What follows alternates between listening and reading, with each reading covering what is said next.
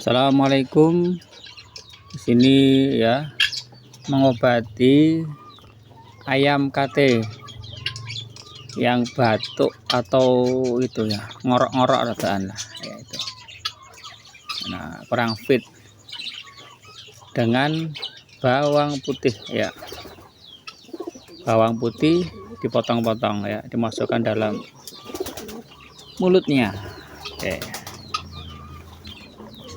Misalkan setiap pagi dan sore ya, cukup 2 saja, insya Allah aman.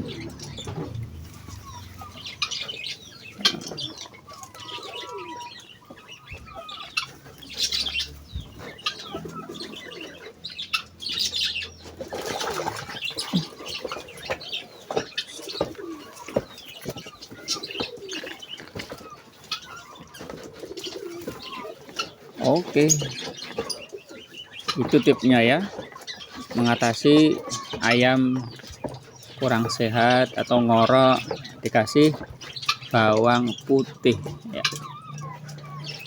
Habiskan aja gak apa-apa wis ya.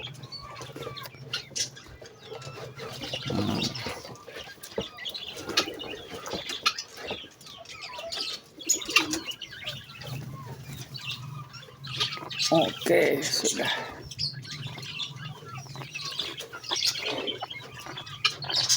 Oke. Yang terpenting ya, makanya tetap terjaga lancar ya, insya Allah cepat pulih ya.